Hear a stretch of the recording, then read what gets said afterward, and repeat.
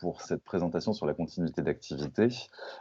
J'ai divisé la présentation en 3 parties. Donc je vais commencer par une introduction à la gestion de crise et à la continuité d'activité, histoire de remettre un cadre, et de préciser un peu les notions qui se cachent derrière ces grands mots de gestion de crise et de continuité d'activité. Dans un deuxième temps, on va vraiment se concentrer sur la démarche de réalisation d'un plan de continuité. L'objectif ici, c'est véritablement de voir la démarche dans son approche globale, mais de se concentrer véritablement sur les outils pratiques et de faire quelque chose de concret, notamment dans cette situation spécifique dans laquelle nous sommes. Donc, réaliser un plan de continuité d'activité en urgence ou un plan de continuité d'activité express. Et dans un troisième temps, je ferai un centrage sur la gestion de crise, qui est l'organisation qui va piloter les plans de continuité d'activité, mais c'est une organisation particulière qui mérite qu'on s'y attarde un petit peu. Donc pour commencer, introduction à la continuité d'activité et à la gestion de crise pour donner un petit peu de background. La continuité d'activité, c'est une discipline ou un concept qui est né il y a environ une vingtaine d'années, notamment dans le secteur des banques et assurances qui ont subi le crash des avions dans les tours du World Trade Center. Et c'est vraiment à partir de là que c'est né. Et depuis, on a, on va dire, un ensemble de facteurs sur ces dernières vingtaines d'années qui, qui ont favorisé la naissance et le développement de cette discipline. Donc, de manière générale, on peut parler du climat mondial qui a vu une augmentation des sinistres, des catastrophes naturelles et des catastrophes technologiques. On a des organisations, peu importe leur nature, qui sont de plus en plus complexes. On a des interdépendances croissantes entre les organisations, que ce soit des partenaires opérationnels, des bailleurs de fonds, des institutions publiques, etc., ou des fournisseurs, des prestataires. On a des dépendances de plus en plus fortes au niveau des systèmes d'information, un renforcement progressif de la réglementation qui concerne la continuité d'activité, une augmentation sensible aussi des exigences. Alors, en fonction des jargons, en fonction des secteurs, on va parler des clients, des bénéficiaires, des allocataires, etc. Mais là, on est vraiment dans le sujet de la qualité de service et de la redevabilité par rapport aux bénéficiaires. Et on a la montée en puissance d'autres disciplines qui sont connexes à la continuité d'activité, à savoir le management des risques ou la sécurité des systèmes d'information. Donc c'est vraiment tout ce contexte-là qui fait que la continuité d'activité s'est développée ces dernières 20 années. Au niveau de l'approche globale, ce qu'il faut comprendre en termes de jargonnage, c'est vraiment l'histoire de clarifier. On a ce qu'on appelle la gestion des risques au global, qui est une approche intégrée aujourd'hui, vraiment structurée, qui comprend la gestion des risques en amont, donc avant un sinistre ou une catastrophe ou une crise, la gestion des risques au moment où elle se déclare, au moment où la crise se déclare, et enfin la gestion des risques après le sinistre, en fonction de la durée du sinistre. Ça peut être une crise prolongée, c'est un peu ce qu'on vit aujourd'hui. Donc, dans le jargonnage, la gestion des risques, ça va être, en fait, avant le sinistre, toutes les mesures de réduction des risques. Donc, le travail, c'est d'identifier, d'analyser, d'évaluer les risques et d'essayer de les traiter. Donc là, on est vraiment dans une démarche de prévention et de protection. Mais c'est aussi à cet instant, donc avant le sinistre, qu'on va travailler sur les plans de contingence qui vont venir ensuite. La gestion de crise, qui est l'organisation qui va se développer au moment de la crise, c'est la capacité d'une organisation à identifier cette crise, à l'évaluer, à décider et à réagir. Donc ça, c'est vraiment, on va dire, une instance de pilotage. Et ensuite, il y a la continuité d'activité qui, par opposition à la gestion des risques, ne se fait pas en amont, mais en aval. Donc une fois que le sinistre est déclaré, une cellule de crise peut décider de déclencher des plans de continuité d'activité, tout simplement pour mettre en œuvre des mesures de protection là où les mesures de gestion des risques ont failli. Alors, pour rentrer un petit peu plus dans le concret, je vous ai mis ici une définition de la continuité d'activité. C'est une des premières définitions qui vient de la communauté de la réglementation bancaire et financière. Et ça dit que le management est de la continuité est un processus global de gestion qui identifie les impacts, les risques potentiels qui menacent la survie d'une organisation et qui fournit un cadre pour assurer sa résilience et construire une réponse efficace, donc qui va protéger les intérêts, les objectifs de l'organisation. Pour faire véritablement plus simple, la continuité d'activité, la démarche, c'est de se préparer à faire face au pire pour gérer une crise majeure et favoriser la résilience de l'organisation. Donc, si dans un premier temps, la continuité d'activité s'est véritablement concentrée sur les systèmes d'information. Vraiment, il y a une vingtaine d'années, c'était ça. Aujourd'hui, elle s'étend vraiment à tous les pans des organisations, que ce soit la santé, la sécurité du personnel, la sécurité des services qu'on fournit aux clients, aux bénéficiaires, les questions de responsabilité environnementale, l'impact sur l'image, la réputation, l'acceptation. Ça peut être aussi la perte de compétences, la rupture de la chaîne d'approvisionnement. Il y a toutes les questions de sécurité derrière aussi, la destruction de sites, les catastrophes naturelles. Bref, ça concerne véritablement l'ensemble des organisations. Plus concrètement, la gestion de la continuité d'activité se concentre dans un document ou un corpus documentaire qui est le fameux plan de continuité d'activité, le PCA. Donc c'est vraiment le livrable clé de la démarche de continuité d'activité. Et c'est un peu la manifestation tangible de la gestion de la continuité dans les organisations. Donc c'est là où on va retrouver l'organisation de continuité, les moyens et la formalisation des modes de réaction de l'organisation face à une crise. Donc, une définition, c'est un ensemble de mesures visant à assurer, selon divers scénarios de crise, le maintien, le cas échéant, de façon temporaire selon un mode dégradé, des prestations de services essentielles de l'entreprise ou de l'organisation, puis la reprise planifiée des activités. Donc, il y a vraiment ces deux temps aussi qu'on abordera plus en détail derrière. Il y a quelques points importants à noter sur le PCA pour clarifier la perception et la compréhension de ce que c'est un PCA aujourd'hui. Donc, encore une fois, ça ne se limite pas à un secteur ou un segment ou une fonction de l'organisation, c'est vraiment quelque chose qui peut être global. C'est un plan qui va se concentrer véritablement sur des scénarios identifiés et réduits en nombre de scénarios de catastrophe. Donc l'objectif d'un plan de continuité d'activité, c'est pas de répondre à n'importe quel incident, problème, panne, dysfonctionnement au sein de l'organisation. Là, on parle vraiment de choc extrême, de situation de crise. Un autre point important, c'est que la continuité d'activité, on entend souvent le mot dégradé avec cette notion de continuité d'activité en mode dégradé. C'est pas toujours le cas. C'est une option qui permet de redémarrer. Le fait de dégrader une activité ou son fonctionnement, c'est une option pour reprendre au plus vite des activités, mais c'est pas absolument obligatoire. Donc ça aussi, c'est quelque chose qu'il faut clarifier un petit peu. Et enfin, la mise en place d'un PCA, c'est temporaire. C'est vraiment une action prévue sur un temps donné, et ce n'est pas un mode de fonctionnement qui va se pérenniser dans le temps. Donc il y a véritablement un travail à faire aussi sur les conditions de retour à la normale, s'il est possible de revenir à la normale, bien évidemment. Pour clarifier un petit peu les différents mécanismes de gestion de crise et de continuité d'activité, je vous mets ici un petit graphique très simple, mais qui exprime ça assez bien. C'est que dans un premier temps, on va donc avoir une alerte, un incident, un déclencheur, voilà, une crise qui va se lancer. Dans un premier temps, en règle générale, les organisations vont initier des procédures d'urgence et des procédures d'évacuation. Donc là, c'est vraiment la réponse directe. En règle générale, ça se limite à quelques heures, 24 heures, 48 heures au max, et ça se concentre souvent sur la sécurisation directe, rapide du personnel, en priorité bien évidemment, des équipes, mais aussi de certains biens. Donc, je prends un exemple très simple. Vous avez un départ de feu au niveau de votre siège, de votre organisation.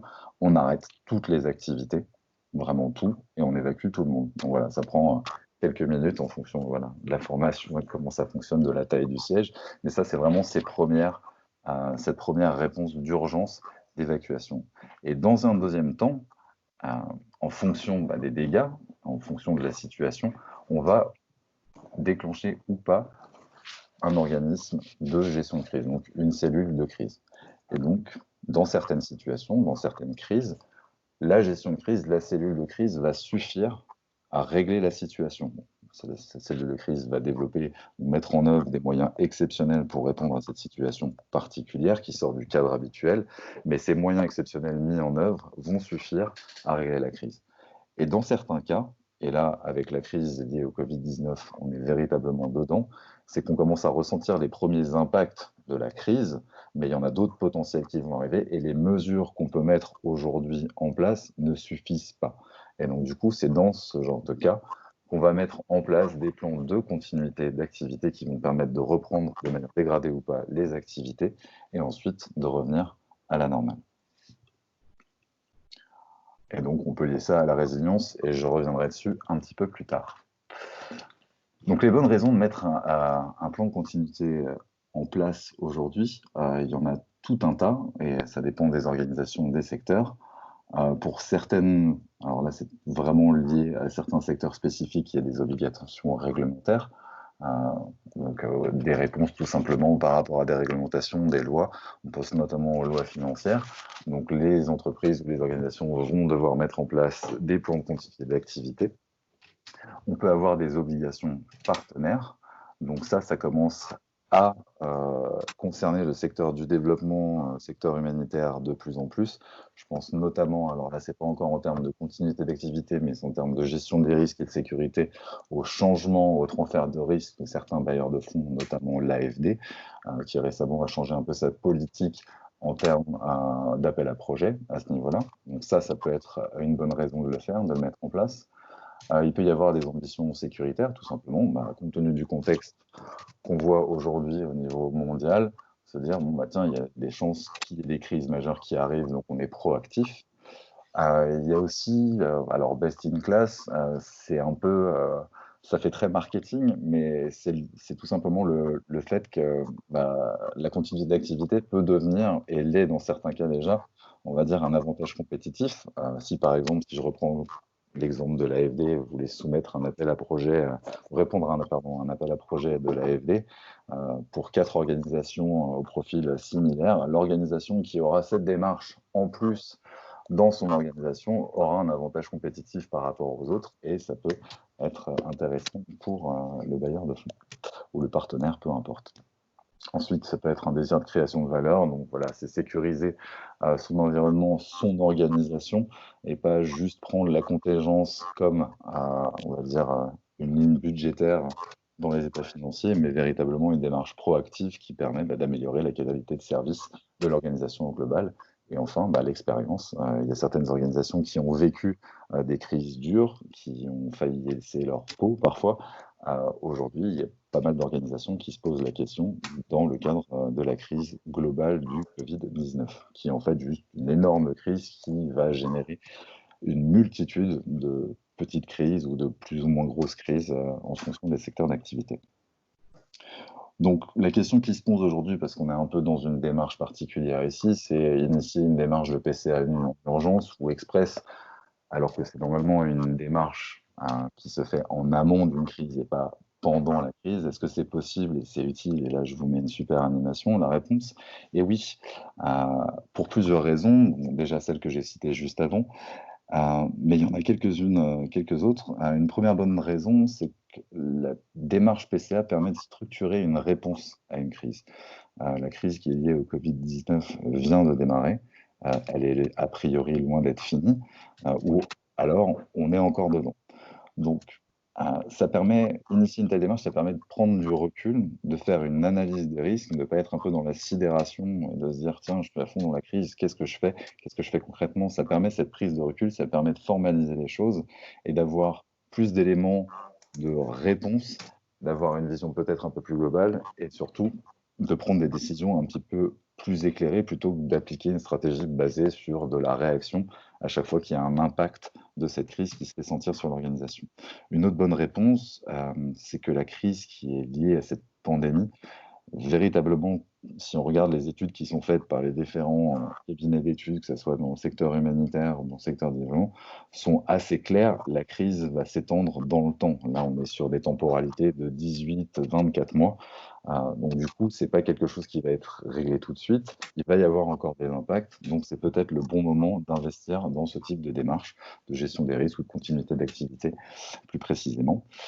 Et enfin, peut-être un dernier argument, mais après, alors ça dépend véritablement des objectifs, c'est que d'après ces mêmes études, il semblerait qu'il y ait des politiques globales de l'aide au développement ou de l'aide humanitaire qui met du temps à s'implanter et le Covid-19 va accélérer ces politiques. Je pense notamment à la localisation de l'aide, au transfert des compétences vers les pays bénéficiaires, vers les populations bénéficiaires. C'est quelque chose qui se fait déjà, mais qui de manière globale n'est pas encore complètement, on va dire, fait, acté.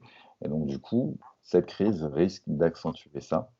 Et donc, du coup, si on le fait, il va falloir le faire de manière correcte. Et donc, c'est peut-être le moment d'initier cette démarche de continuité d'activité et peut-être d'entamer une transition ou une transformation des modes opératoires des organisations. Et le plan de continuité peut aider à ça. J'espère vous avoir convaincu. Est-ce que vous avez des questions à ce stade avant de passer à la suite? Je suis aux aguets sur le chat. Je vois que Olivier est en train d'écrire.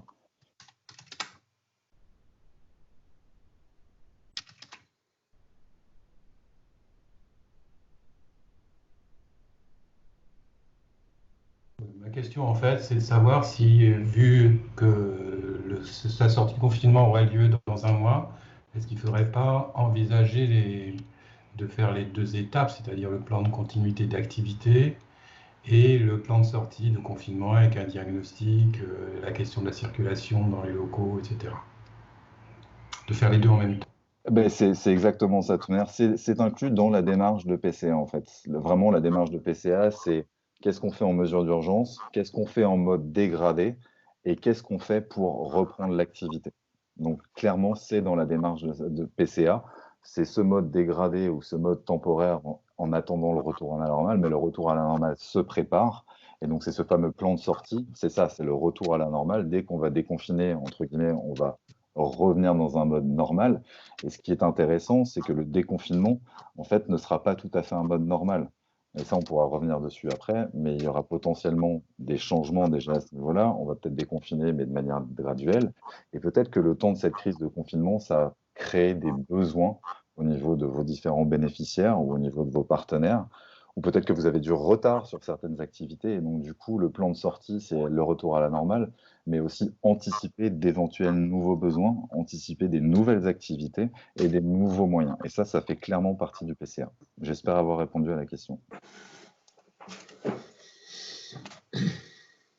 Et pour le commentaire de Chris, donc sur la crise ne s'arrêtera pas au déconfinement, tout à fait. Enfin là, on est vraiment sur une situation globale où le déconfinement, c'est juste une étape. Si on se concentre véritablement sur la France, déjà au niveau de la France, ça va être par région. A priori, ça ne va pas être tout type de population en même temps. Donc voilà, il y a déjà cette gradation. Et compte tenu de la diffusion de la pandémie au niveau mondial, si vous intervenez dans certaines régions du monde, il va y avoir un décalage temporaire au niveau, on va dire, de l'infection. Et du coup, ça va créer des problèmes. Et les impacts vont changer. Et clairement, il va y avoir des réponses gouvernementales face à ça, des nouvelles mesures, et il va falloir s'adapter à ça. Il va y avoir d'autres risques qui vont émerger. Donc clairement, ici, on est dans un cas où la crise va s'étendre dans le temps. Et du coup, initier une démarche PCA, c'est essayer d'anticiper tous ces risques. Genre, pas tous les risques mineurs du quotidien, mais vraiment ces grands risques qui pourraient bouleverser vos organisations. S'il n'y a pas d'autres questions, je vais continuer. Du coup, réaliser un plan de continuité d'activité en urgence. Ici, j'ai décomposé la présentation vraiment en deux temps. Une première partie qui est un peu plus sur l'approche projet, on va dire.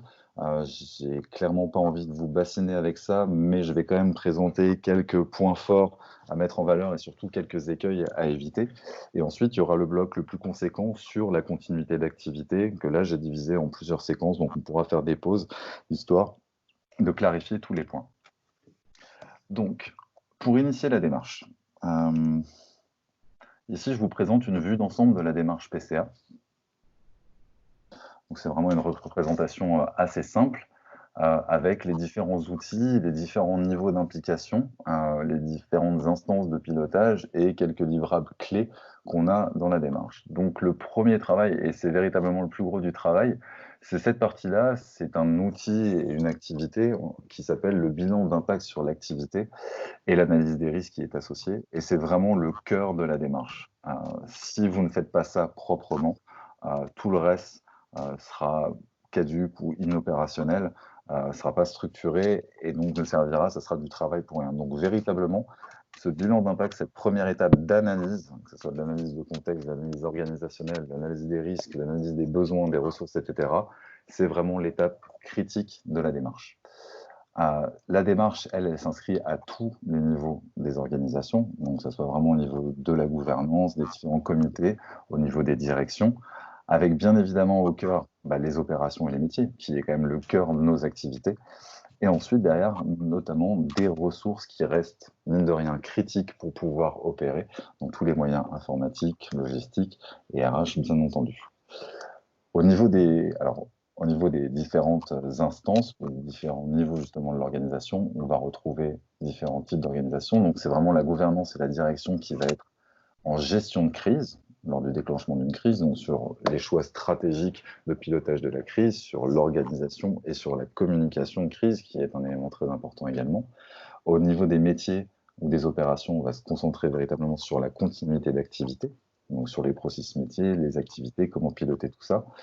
Et au niveau des services supports ou des ressources critiques, donc que ce soit les systèmes d'information, les infrastructures, les ressources humaines, on va avoir des plans spécifiques mais qui devront bien définir. Donc en termes de livrables, et là j'ai synthétisé parce que je ne voulais pas rentrer dans trop de complexité, on a des organisations ici de différentes tailles, mais vraiment les livrables clés qu'on a dans une démarche PCA, c'est un plan de gestion de crise, donc pour le pilotage de la crise, la gestion de la crise et le pilotage des plans de contingence, des plans de continuité d'activité.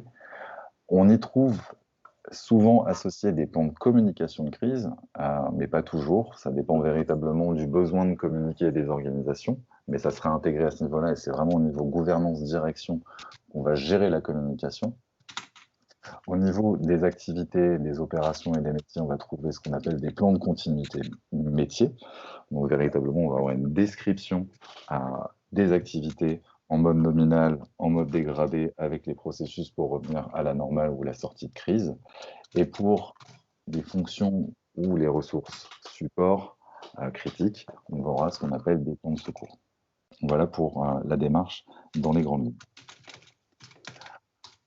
Les facteurs de succès pour initier une telle démarche, il y a des choses là-dedans qui paraissent absolument évidentes, mais je pense que c'est important de les rappeler. La première, c'est le leadership, vraiment l'implication des directions, des instances de gouvernance dans ce type de démarche. Si la gouvernance, si la direction n'est pas convaincue par la démarche, ça sert absolument à rien parce que ça ne va pas être déployé au niveau inférieur et hiérarchique, au niveau des différentes fonctions, au niveau des différentes directions, et donc ça ne va pas prendre, tout simplement. Et inversement, si c'est une démarche qui est initiée par une seule fonction, ça va être bien, mais là du coup on va rentrer dans une dynamique de silotage et il y aura une fonction, ou peut-être une direction, un département qui sera super préparé, mais compte tenu des interdépendances entre les différentes activités et entre les différentes fonctions, avoir une seule direction ou un seul département qui a son plan, ça n'a absolument aucun sens. Donc vraiment, c'est une approche qui doit être, qui vient du haut, qui vient de la gouvernance et qui s'étend à toute l'organisation. Se donner du temps, malgré l'urgence. Encore une fois, j'ai insisté, je crois que je l'ai mentionné en dessous, sur soigner le bilan d'impact de l'activité. La première phase d'analyse est critique. Il vaut mieux passer 2 semaines, 3 semaines, 1 mois sur cette analyse et avoir une analyse claire de son environnement et de son activité, de ses objectifs, et ensuite, en quelques jours, de drafter des fiches réflexes ou des fiches d'action qui seront pertinentes, plutôt que de faire l'inverse, de faire une analyse pauvre et ensuite d'écrire des plans ou des fiches réflexes ou des plans qui ne vont mener à rien parce que justement ça ne sera pas clair ou qui seront potentiellement dangereux parce qu'ils seront erronés. Ensuite, nommer un ou une responsable PCA dans l'organisation, ça paraît essentiel. C'est la personne qui va piloter la démarche au niveau de l'organisation pour la préparation, mais c'est aussi la personne qui sera une ressource clé dans la cellule de crise, justement, qui aura une vision d'ensemble sur les différents plans de continuité et donc qui pourra soutenir la cellule de crise dans ses choix stratégiques pour la mise en place de mesures exceptionnelles. Donc ça, c'est vraiment quelque chose d'important. La santé et la sécurité du personnel doivent rester une priorité, Ça paraît évident, d'une banalité écrasante. Néanmoins, malheureusement, on voit certaines organisations qui ont tendance un peu à oublier ça, alors que c'est la base, à se concentrer sur des aspects techniques et ou voilà, pur fonctionnels, et qui oublient tout simplement la santé et la sécurité du personnel. C'est malheureusement un peu ce qu'on voit à l'heure actuelle avec certaines organisations qui bataillent un petit peu avec leurs expatriés qui sont toujours sur le terrain, qui ont un manque de communication, qui ne savent pas véritablement ce que les organisations font et qui sont en train encore de gérer des rapatriements. Et donc, du coup, c'est la base. Et du coup, certaines expatriés qui disaient oui, oui, je reste il y a 3 semaines, là, sont en train de se dire non, non, il faut absolument que je sorte d'ici. Et du coup, bah, ça crée des problèmes et voilà, on a perdu 3 semaines de travail. Enfin, décider de la stratégie après l'analyse, ça c'est clé. Donc c'est un peu, je répète un peu ce que j'ai dit avant, mais c'est vraiment, et surtout que là la crise est déclenchée, c'est vraiment le temps de s'arrêter, de respirer un bon coup, de prendre du recul, de faire une analyse approfondie. Il y a encore énormément d'incertitudes bien évidemment, mais quand même prendre le temps de faire cette analyse approfondie avant de partir tête baissée sur une option ou sur une stratégie, parce qu'on risque de se planter et c'est vraiment pas le moment de se planter. Ensuite, évident aussi, communiquer en interne. Il y a des attentes. L'incertitude, ça crée beaucoup d'angoisse, ça a créé beaucoup de frustration, surtout en mode dégradé. Donc, c'est le bon moment de communiquer. Et communiquer même si on n'a pas grand-chose à dire. C'est-à-dire tout simplement dire, ben, on met en place des organisations ou une organisation pour essayer de gérer cette situation. On vous mobilisera quand on pourra. Mais le silence absolu, c'est véritablement pas bon. Communiquer en externe, c'est pareil, c'est extrêmement important. D'autant plus que si vous devez développer des plans, vous allez devoir impliquer tous vos partenaires, que ce soit vos partenaires opérationnels, les associations de partenaires sur le terrain, les gouvernements, les différents ministères pour les MOU, les MOA, etc. Le gouvernement, les bailleurs de fonds, enfin absolument tout le monde, parce que si vous reposez sur eux en pensant que eux aussi fonctionnent en mode nominal, eh ben vous vous trompez. Et donc du coup, il faut les impliquer dans la mise en œuvre de ces PCA pour s'assurer qu'au moment où on en a besoin, ils soient capables de répondre. Et là, c'est plus un écueil, mais ne pas surestimer le PCA. Encore une fois, le PCA se concentre sur des scénarios critiques, sur des scénarios de crise. Ce n'est pas un outil qui est dédié à répondre à tous les problèmes que l'organisation peut concentrer. Sinon, là, vous allez développer des encyclopédies et ça sera pas du tout opérationnel. Et enfin, utiliser la démarche comme une opportunité, comme on l'a dit précédemment. Il y a un potentiel de transformation du secteur, que ce soit humanitaire, développement, même au niveau des modalités de la coopération, au niveau diplomatique. Et donc, c'est prendre peut-être voilà, cette démarche comme une opportunité pour se regarder, revoir les objectifs, revoir le mandat des organisations, de son organisation, et de voir comment cela peut évoluer dans les 18, 24, 5 années à venir. Les acteurs clés de la démarche, donc ça je l'ai déjà dit, la gouvernance, très important, la direction générale, la risk manager si elle existe, gestionnaire des risques, les différentes directions métiers, ça c'est évident, ou les directions de département, la responsable PCA, donc ça aussi c'est extrêmement important encore une fois, et les équivalents dans les antennes, les filiales et les missions terrain. Donc ça on en viendra après sur la question du périmètre du PCA. Mais si vous voulez un PCA global, du coup, ces duplications, ce PCA que vous allez faire au niveau du siège, il va falloir aussi pouvoir le dupliquer au niveau des terrains, au niveau des missions ou de vos partenaires que vous appuyez pour qu'eux aussi mettent en place cette démarche. Au niveau des responsabilités, très rapidement ici, parce que je pense l'avoir déjà dit, et pendant la crise, on verra ça après. Mais pour reprendre ce que je viens de dire, donc on a bien le comité de direction ou les comités de direction, les instances de gouvernance qui vont initier la démarche, attribuer des ressources, définir la politique de management de la continuité d'activité qui va diriger et autoriser. Les directions, donc qui elles vont gérer cette continuité d'activité, même avant les sinistres, s'assurer que les plans de continuité d'activité sont bien opérationnels, assurer la communication, superviser, l'encadrement qui va réaliser les analyses et les études, et mettre en œuvre les stratégies, et au niveau de la supervision et de l'exécution, donc pareil, la rédaction des livrables, des procédures et leur mise en œuvre lorsqu'il le faudra.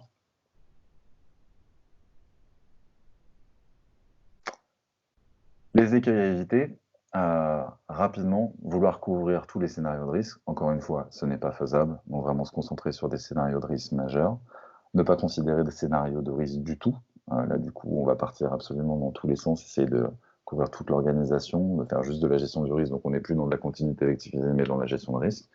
Considérer le PCA comme une solution technique, encore une fois, on est là pour gérer des situations de crise. S'il y a une panne informatique pendant 2 heures, on ne déclenche pas de PCA, c'est le service informatique qui va régler le problème, on va boire un café, et ensuite on reprend les activités. C'est vraiment quelque chose qui n'aura pas d'impact sur l'organisation.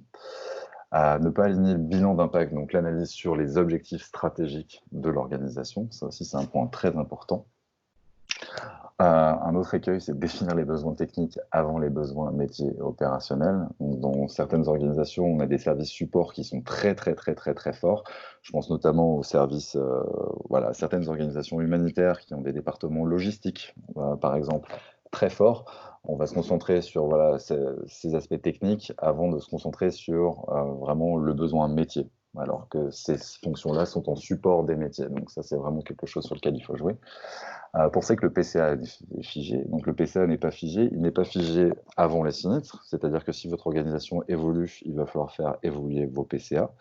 Donc ça, je le mentionne à la fin. Mais également pendant la crise, un PCA, c'est une prédiction d'un éventuel scénario qui va se dérouler. L'expérience montre que des fois, on n'est pas loin du coche, mais que la réalité ne correspond jamais parfaitement au plan qu'on avait fait. Donc, il va falloir adapter le PCA.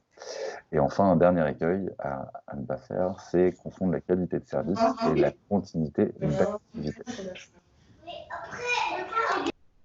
Nous avons quelques petits intervenants. Donc, je fais une pause ici. Alors, juste, il y a des personnes qui nous ont rejoints en cours de route. Oui. Pour les nouvelles personnes, n'hésitez pas à couper votre micro. Merci pour le rappel, Catherine. Une question, quelle bonne pratique pour la désignation du RPCA? Clairement, il faut que ça soit quelqu'un qui soit assez haut dans la hiérarchie. Donc, ça peut être au niveau des directions, de la direction. La gouvernance, c'est trop haut, parce que là, on est à un niveau peut-être trop stratégique, mais au niveau de direction, c'est bien, ou le directeur d'une fonction assez forte. Et la bonne pratique, c'est d'avoir quelqu'un qui est orienté métier, donc qui a une vision très transversale de l'organisation, qui a une connaissance des activités, bien évidemment, du cœur du métier, mais aussi de l'implication avec les différentes fonctions. Si on prend quelqu'un qui a une expertise, je ne sais pas, vous prenez sans offense aucune, mais le directeur informatique, c'est pas forcément la meilleure personne au siège. Voilà, cette personne qui est au siège qui aura la meilleure vision de vos activités au niveau du terrain, en fait, au niveau global. Donc, en règle générale, on choisit quelqu'un qui est orienté métier. J'espère avoir répondu à la question. Je vois qu'Olivier est en train de... Les relations avec les représentants du personnel. Eh ben, il faut absolument les impliquer. Notamment avant la crise, parce que, et je vais être absolument cynique, et je trouve ça dramatique, mais c'est souvent les représentants du personnel, c'est malheureusement dit comme ça, en période de crise, c'est une épine dans le pied pour les cellules de crise, si ça n'a pas été bien géré avant. Donc les représentants du personnel, les syndicats, représentants des syndicats aussi, doivent être intégrés dans la démarche. Encore une fois, la priorité, c'est la santé et la sécurité des personnels, et ensuite, on pense aux activités. Pendant la crise, en termes de communication externe, alors il y a pas mal de bonnes pratiques. La première bonne pratique, et je pense l'avoir déjà mentionné, c'est véritablement de prendre le contrôle de la communication, même si on n'a rien ou pas grand-chose à dire. Encore une fois, c'est le silence qui tue les organisations. Il y a un peu ce sentiment, et c'est un peu normal, c'est une sorte de biais cognitif, où on se dit, si je n'ai rien à dire, je me tais.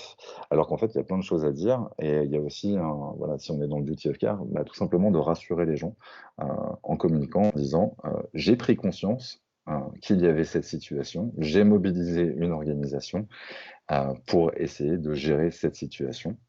Et point barre. Et ça suffit. Pas besoin après d'inventer, de faire des promesses ou quoi que ce soit. Donc ça, c'est une autre bonne pratique ou mauvaise pratique. C'est de faire des promesses en gestion de crise, promettre qu'on va revenir à la normale très prochainement, très rapidement, qu'on met en œuvre tous les moyens possibles alors qu'on est complètement au fond du seau.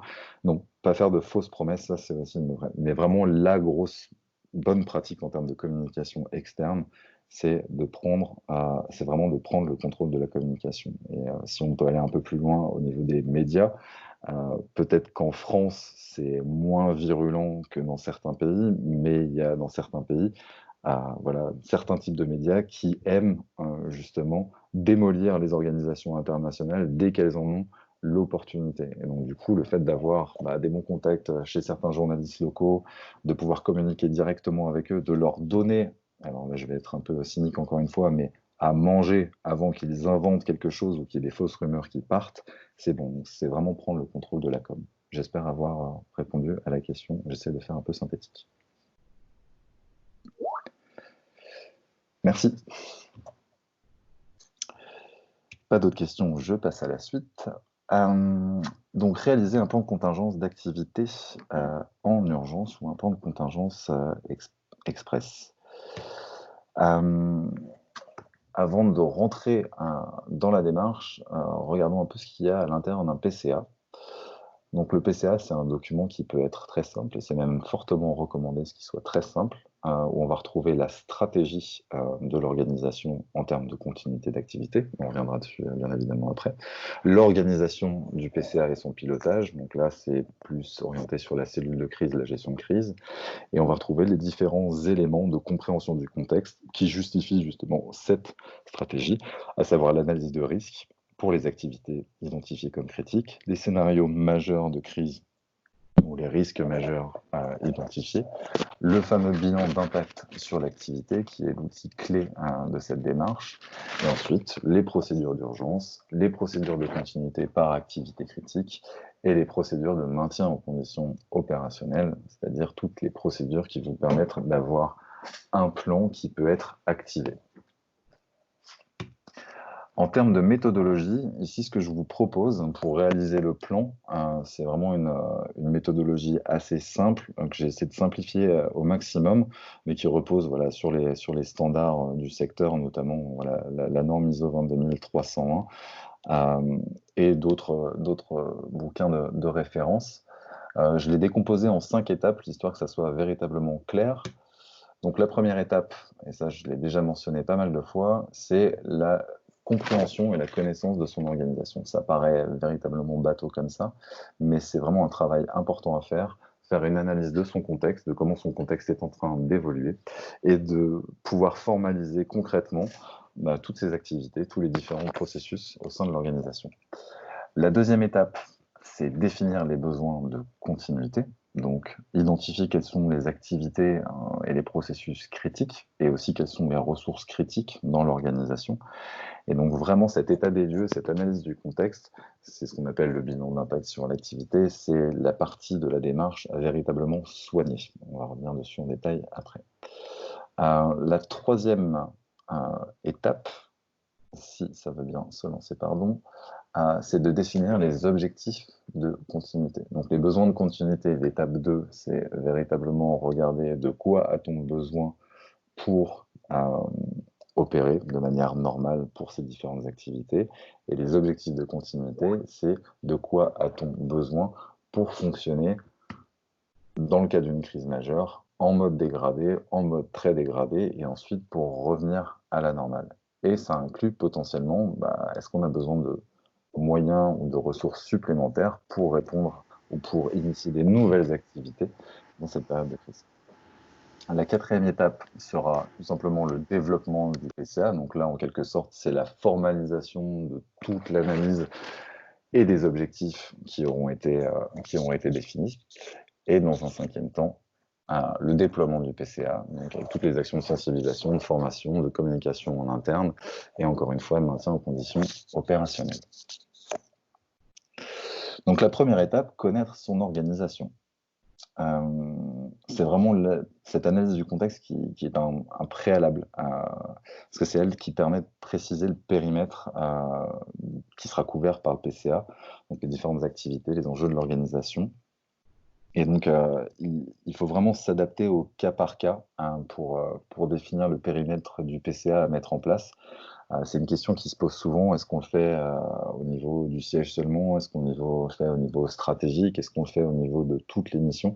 Ça va véritablement dépendre de vos organisations. de vos objectifs. Donc, il y a toutes ces questions à se poser, faire cette analyse de contexte, faire une analyse géographique, organisationnelle, fonctionnelle. Si vous avez déjà identifié voilà, une exposition particulière à certains risques, peut-être qu'il faudra se concentrer, élargir ou réduire le périmètre du plan de continuité d'activité. Mais ça, c'est véritablement la première partie, et c'est très important. Je sais qu'il y a beaucoup d'organisations qui sont présentes aujourd'hui qui ont des opérations sur le terrain. Ça commence à élargir énormément le périmètre, mais néanmoins, on peut faire des choses très simples qui sont, on va dire, facilement duplicables, voilà, d'une mission à une autre, d'un terrain à un autre, d'une base à une autre, etc., etc. Mais ça, c'est quelque chose sur lequel il va se falloir pencher dans un premier temps. Dans un deuxième temps, il va falloir recenser toutes les activités et tous les processus essentiels de l'organisation. Donc là, je vous ai mis un exemple qui vient voilà, d'un groupe français pour lequel j'ai travaillé. Donc là, c'est juste le processus d'arrêter des comptes. Donc c'est ultra détaillé, il y a plein de choses. C'est bien, c'est pratique, mais véritablement, pour faire un PCA, on n'a pas besoin, dans un premier temps, de ce niveau de détail, pour vous rassurer un petit peu. Donc vous pouvez faire des choses plus simples. Donc là, à gauche, je vous ai mis un exemple d'un référentiel de processus et d'activités qui vient d'une organisation publique qui s'appelle la CAF, pour ne pas la mentionner, pour laquelle j'ai travaillé. Et donc, un référentiel assez simple, enfin très détaillé, mais assez simple. Vous avez voilà, différentes typologies de processus, des macro-processus, des processus, et ensuite, eux, ce qu'ils appellent des livrables, avec différentes activités. Et à droite, je vous ai mis quelque chose d'encore plus simple, mais qui fonctionne bien. Donc ça, c'est une agence onusienne qui a déployé ce type de référentiel pour ses bureaux pays, où là, on retrouve des fonctions qu'on connaît, la gestion de projet, la gestion générale, la gestion des partenariats, la gestion des ressources humaines, avec des activités ou des fonctions à côté. Donc ça, c'est juste un recensement à faire. Beaucoup d'organisations, des grosses organisations ont déjà ce type de référentiel. Si vous ne l'avez pas, je vous encourage fortement à le faire. Ça permet tout simplement de poser les choses à plat et ça aidera énormément derrière, justement, pour identifier vos activités et les processus qui sont critiques. Donc, la deuxième étape, après avoir fait, en quelque sorte, cet état des lieux ou cette cartographie ou ce listing de tous les processus et de toutes les activités, ça va être tout simplement de définir les besoins de continuité pour chacun de ces processus ou chacune de ces activités.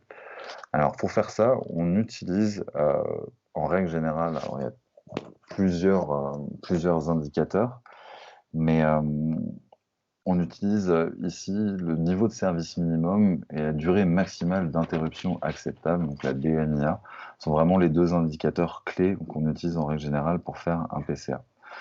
Donc concrètement, ce qu'on va retrouver, si on reprend un petit tableau avec les différents processus et les métiers et les activités, ça va être de mettre en face pour chaque activité ce niveau de service minimum et cette fameuse DMIA, ou durée maximale d'interruption acceptable. Donc niveau de service minimum indispensable, c'est le niveau de service en dessous duquel en fait, on considère que l'activité est interrompue. Donc une perte de service, par exemple, qui maintient le fonctionnement de l'activité au-dessus de ce seuil, ça affecte peu le service au final, donc pas de souci. Et inversement, si on a une perte de niveau de service qui est en dessous d'un seuil, on la considère comme une indisponibilité du service ou de l'activité. Donc là, c'est des indicateurs qui sont internes. Voilà, c'est aux équipes des différents processus, des différents départements de définir ces indicateurs-là. Et on va donc mettre ces indicateurs en face de chacune des activités. Pour quelques exemples d'indicateurs, ça peut être par exemple un pourcentage de conformité sur la soumission d'un appel à projet.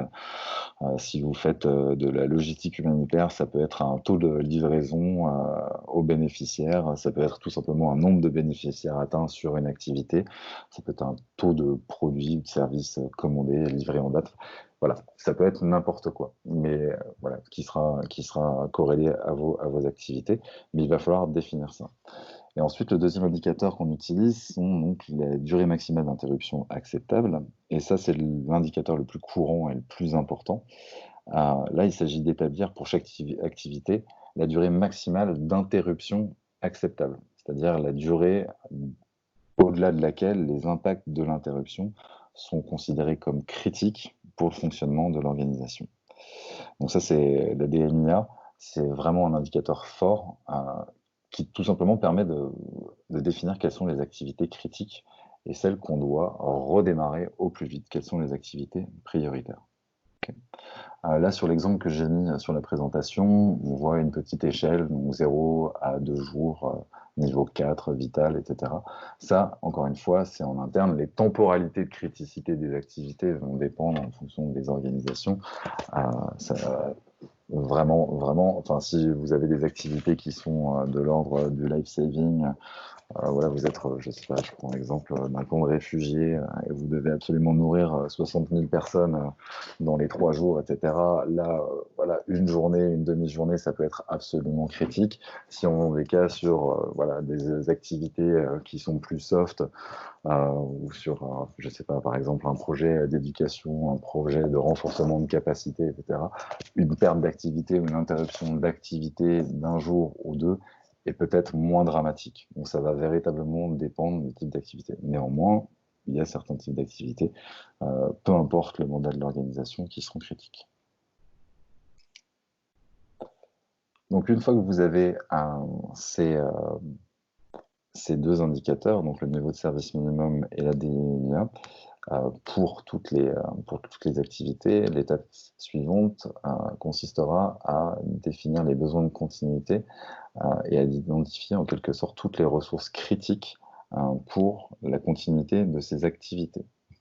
Quelles sont les ressources qui vous permettent à l'heure actuelle, pas en mode dégradé, on n'est pas encore là, de conduire ces activités. Donc pour toutes ces activités, on va recenser toutes ces ressources.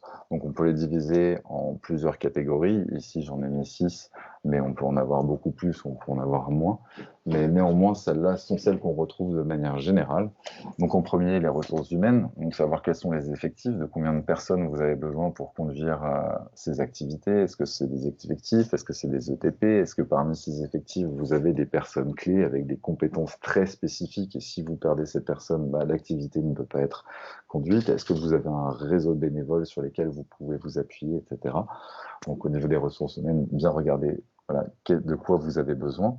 Au niveau voilà, système d'information, est-ce que vous utilisez des applications spécifiques? Je ne sais pas si vous êtes sur un programme de développement où vous faites du transfert bancaire ou transfert d'argent, des choses comme ça. Est-ce que vous avez besoin d'applications spécifiques? Est-ce qu'elles sont déployées au niveau national, au niveau de votre siège uniquement, au niveau des terrains? Est-ce que vous avez des solutions de mobilité pour ça? Enfin, voilà, vous avez tout un tas de choses à regarder au niveau des ressources. Pareil au niveau de la logistique, les équipements, l'énergie, les transports, la maintenance. Au niveau des infrastructures, est-ce que les activités que vous êtes en train d'analyser, est-ce qu'elles se font uniquement au siège? Est-ce que c'est des activités qui voilà, ont des actions qui passent par différents sites? Est-ce qu'elles passent par les missions, par les antennes? Est-ce qu'il y a des sites sensibles aussi à identifier? Donc ça, il faut vraiment analyser tout ça. Et ensuite, sur des points qui sont de plus en plus importants, et là, il faut vraiment pas passer à côté, c'est la question des dépendances. Voilà, les processus, on sait qu'il y a des activités qui se retrouvent parfois dans plusieurs processus, ou inversement, des processus qui ont des mêmes activités, où il y a des dépendances. Et enfin, les dépendances externes, j'en ai déjà parlé avant, mais là, c'est absolument important de lister tout ça. Pour chaque activité, est-ce qu'il y a une dépendance par rapport à une partie prenante externe à l'organisation, que ce soit des fournisseurs, des prestataires de services, c'est pas des consultants, des gouvernements, que ce soit des partenaires opérationnels sur le terrain, des bailleurs de fonds, quoi que ce soit. Vraiment identifier ça, parce que c'est ça qui va vous permettre d'avoir cette analyse fine et d'identifier vos ressources et vos moyens pour la suite. Et enfin, la dernière étape de l'analyse, elle consiste à mesurer l'impact d'une interruption de l'activité, tout simplement. Donc encore une fois, pour chacune des activités, on a vu le niveau de service minimum, on a vu la durée maximale d'interruption acceptable, on a vu les ressources critiques dont on a besoin pour la conduite de ces activités, et ensuite, on va faire une analyse, donc une mesure de l'impact d'une potentielle interruption. Donc il y a plein de méthodologies pour faire ça, je ne vais pas rentrer dans le détail ici. Ici, par exemple, j'ai mis juste quelques critères humains, opérationnels, financiers, réglementaires, termes de réputation, d'image, et on peut cocher la case cette activité, son interruption, va causer des impacts à ces différents niveaux. On peut mettre en place des systèmes voilà, de scoring aussi, voilà, si vous voulez avoir d'autres méthodologies. Et puis après, voilà, il y a certains indicateurs qui sont quantifiables, donc on peut mettre des coûts en face, d'autres qui le sont moins. C'est pour ça qu'on utilise le scoring, peu importe. Mais cette démarche est importante à faire. Je regarde juste le chat. Pour répondre à la question, dépendance, est-ce que ce sont les parties prenantes? Oui, si on parle des dépendances, alors que ça soit interne, donc c'est les parties prenantes au sein de l'organisation, donc ça peut être une autre fonction, une autre direction. Et si on regarde à l'extérieur, donc les dépendances, ça peut être, là on parle vraiment des dépendances, enfin, oui, c'est ça, les dépendances externes. On va regarder tout ce qui peut être partenaire opérationnel, des membres d'un réseau dont vous faites partie, vos bailleurs de fonds, certains prestataires de services. Si vous dépendez fortement d'un prestataire en termes, je ne sais pas, de système d'information, bah, si lui, dans la crise dans laquelle vous êtes, se casse la figure aussi, ça peut être problématique. Donc toutes ces choses-là, il faut les avoir en tête pour pouvoir véritablement définir ces objectifs de continuité d'activité derrière. Donc, ne pas considérer que toutes ces parties prenantes n'impactent pas votre activité dans la continuité d'activité. Si j'ai répondu à la question. Merci à vous.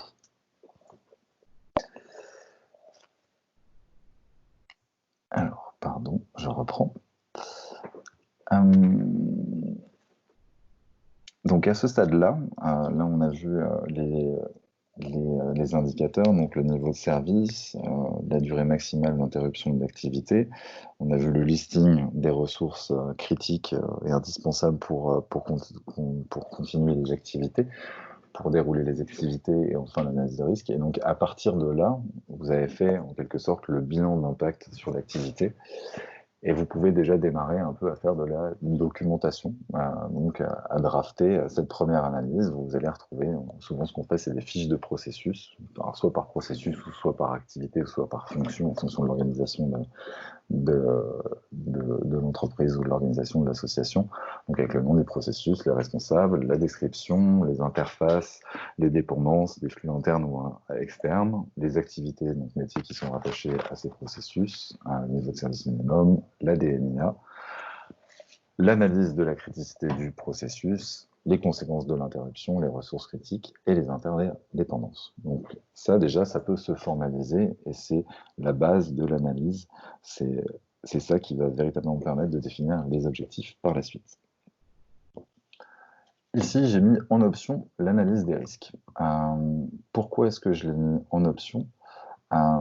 Parce que ça va véritablement dépendre de vos objectifs concernant la continuité d'activité. Si votre objectif est à court terme, c'est-à-dire que vous souhaitez avoir une solution pour répondre aux impacts qui sont déjà visibles, tangibles de la crise, du Covid, ou peu importe quelle crise, dans ces cas-là, j'ai envie de dire que vous n'avez pas besoin de faire de l'analyse des risques, vu que le risque est déjà survenu.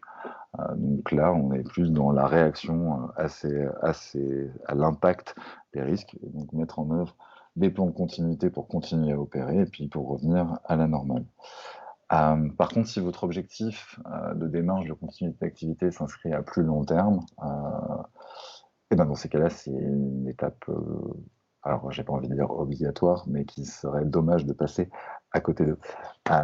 L'analyse des risques, c'est quelque chose qui va vous permettre de peaufiner encore la compréhension de votre organisation et de définir véritablement plus profondément quelles sont les activités les plus critiques. Donc là, on avait déjà des indicateurs qui nous permettaient de savoir quelles sont les activités critiques, que ce soit le niveau de service minimum, la DMIA, donc pour le redémarrage au plus rapide, et puis par rapport aux objectifs stratégiques de chacune des activités, mais faire cette analyse de risque, ça va permettre de savoir où sont les dangers majeurs, et donc où mettre les moyens, et donc où développer des procédures pour avoir de la continuité d'activité. Donc véritablement, compte tenu du développement de la crise actuelle liée à la pandémie de Covid-19, je préconiserais de faire cette étape. Mais après, c'est un choix organisationnel. Je vais passer relativement rapidement sur l'analyse des risques. C'est une démarche qui peut être assez complexe en elle-même, mais pour simplifier, en règle générale, un risque, ce qu'on entend par un risque, c'est une menace et une vulnérabilité. Donc, par exemple, ici, on pourrait prendre le virus, tout simplement. La vulnérabilité, elle dépendra de votre organisation. Si vous êtes basé en France, en Italie, en Espagne ou à New York ces temps-ci, c'est pas très bon pour le personnel. Si votre personnel est au pôle Nord, vous n'êtes pas vraiment exposé, donc le risque est minimum. Encore une fois, l'analyse de risque, c'est quelque chose qui peut être très compliqué. Il y a beaucoup de choses qu'on peut quantifier quand on parle de coûts, quand c'est financier. Par contre, quand c'est du qualitatif, c'est plus difficile. Donc c'est pour ça que souvent on utilise des méthodes de scoring. Et pour faire ces méthodes de scoring, la méthodologie la plus simple, c'est d'utiliser la probabilité d'occurrence du risque. Pour être tout à fait honnête, pour certains risques, on fait ça à dire d'expert, c'est-à-dire au doigt mouillé, et pour d'autres. Et ensuite, on multiplie cette probabilité par l'impact, encore une fois, qui peut être quantifié ou pas, et qui nous donnera une idée du risque. Je vous mets ici le résultat final d'un long processus d'analyse de risque, qui est une matrice des risques, où vous allez retrouver en abscisse la probabilité d'occurrence d'un risque et en ordonnée l'impact, donc avec différents niveaux. Mais encore une fois, la méthodologie peut varier, on peut avoir 3 niveaux, 5 niveaux, 10 niveaux, ça sera en fonction. Et sur cette matrice, on aura donc les risques qui seront positionnés en fonction de leur probabilité et leur impact sur l'organisation. Donc si je reprends un peu la trame globale de la gestion des risques, la gestion des risques en amont, c'est de mettre en mesure des moyens de réduction de ces risques en termes de prévention et de protection. Donc c'est ce qui va être fait même dans la démarche de continuité d'activité. Donc ça va permettre, ces mesures de baisser un peu le niveau en proba et en impact. Et derrière, ce que va faire la démarche PCA, encore une fois, c'est de se concentrer sur des risques majeurs. Donc tous les risques dont la gestion quotidienne des risques peut se permettre de piloter, on va les éliminer, on va véritablement regarder uniquement les scénarios majeurs. Et c'est vraiment sur ces risques-là que vont se concentrer la démarche de continuité d'activité, le plan de continuité d'activité. Donc les conséquences de l'analyse de risque sur le plan de continuité d'activité, c'est ce que je viens de dire, c'est qu'il va prendre uniquement en compte les scénarios qui conduisent à des situations inacceptables, donc à des crises majeures. Le périmètre du PCA va pouvoir varier aussi, donc selon la taille, la nature ou la complexité de l'organisation, mais aussi en fonction des risques qui ont été identifiés. Si par exemple vous pensiez que les risques principaux étaient au niveau du siège ou au niveau de la gouvernance, vous vous rendez compte avec cette analyse de risque qu'en fait c'est plus au niveau de terrain sur certains types de contextes, et ça va réorienter le périmètre de votre PCA. Le PCA va devoir comprendre, ça c'est sûr, va prendre en compte les risques opérationnels pour lesquels l'interruption d'activité résulte de la perte de ressources critiques. Et in fine, cette analyse de risque, il est très important qu'elle soit validée par la direction ou la gouvernance avant d'aller plus loin. Est-ce que vous avez des questions? Je suis désolé, je suis obligé de brosser un peu rapidement ces sujets complexes, mais... Pas de questions sur l'analyse de risque. Très bien. Du coup, j'avance. À ce stade-là, on a donc fait le bilan d'impact sur l'activité, on a défini les objectifs de continuité et fait ou pas l'analyse de risque. L'étape suivante va être de définir les objectifs de continuité en mode dégradé ou pas et pour la reprise. Donc là, j'ai mis un schéma pour expliquer encore une fois la démarche au global. On a donc en amont du sinistre majeur, de la crise ou du risque, la gestion des risques qui s'occupe de piloter les risques et la préparation du PCA si on est dans un scénario idéal ou optimal. Le sinistre intervient et donc dans un premier temps, on va avoir ce temps d'interruption acceptable, donc cette durée maximum d'interruption acceptable, qui va permettre à l'organisation de déclencher ou pas une cellule de crise et de faire une analyse de la situation pour activer ou non le PCA. Donc, dans certains cas, encore une fois, la cellule de crise ou la gestion de crise va permettre de trouver des solutions palliatives qui vont permettre de revenir à la normale assez rapidement, et dans d'autres cas, non. Mais c'est pour ça que c'est très important de faire cette analyse d'interruption de l'activité, parce que ça permet à l'organisation de souffler véritablement, et concrètement de se dire, OK, il y a toutes ces activités, on n'a pas besoin de s'en préoccuper maintenant, on sait qu'on a une semaine, c'est pas dramatique si on opère pas, et toutes les personnes ou toutes les ressources qui sont allouées à ces activités-là, on peut potentiellement les redéployer sur d'autres activités en renfort au moment le plus critique. Donc, c'est vraiment important de comprendre un peu le séquençage des différents modes de la gestion de crise et de la continuité d'activité. Si la gestion de crise ou la cellule de crise décide de déclencher le plan de continuité d'activité, on va pouvoir passer au mode dégradé. Alors ici, j'ai mis un mode très dégradé et un mode dégradé, juste pour montrer qu'on peut aussi, dans la continuité d'activité, séquencer en plusieurs étapes. C'est pas toujours gestion de crise, continuité d'activité et retour à la normale. On peut avoir décidé de poursuivre une activité en mode très dégradé pour essayer ensuite de passer dans un mode moins dégradé et ainsi de suite jusqu'à une stabilisation de la situation où là on peut planifier le retour à la normale. Encore une fois, le retour à la normale peut être planifié en amont, mais en règle générale, les crises ne s'alignent jamais véritablement ou complètement sur les plans qu'on a fait. Donc il faudra toujours adapter, ça sera encore une fois au rôle de la cellule de crise, d'adapter et de peaufiner le plan de retour à la normale pour s'y diriger. Donc soit le retour à la normale ou potentiellement des nouvelles activités ou le besoin de répondre à des nouvelles urgences, parce que la crise, et si on prend l'exemple de la crise du Covid-19, elle impacte les organisations, mais elle impacte directement nos bénéficiaires aussi.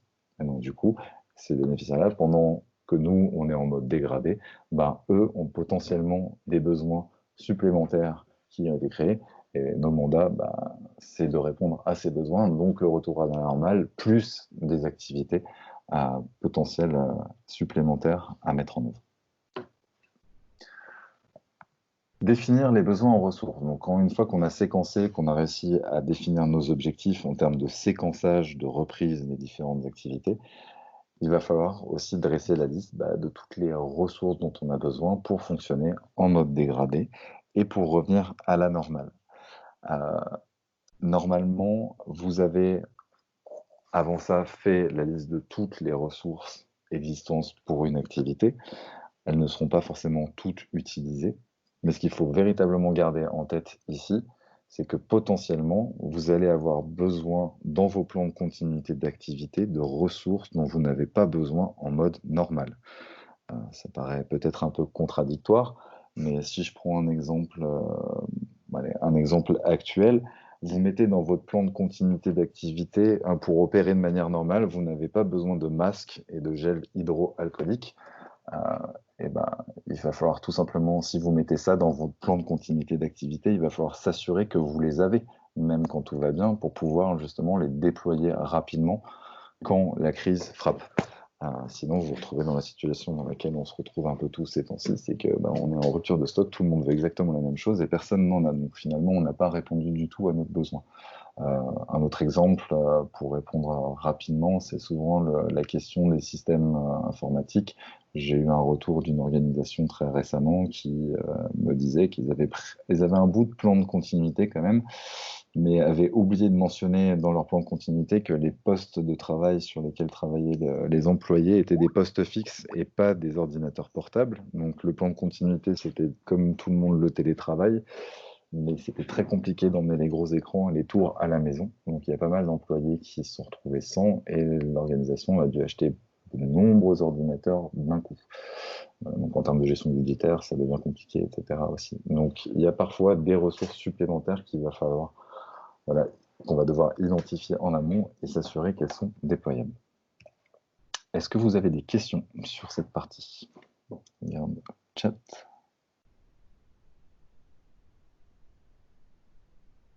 Non, pas de questions. Je vais enchaîner.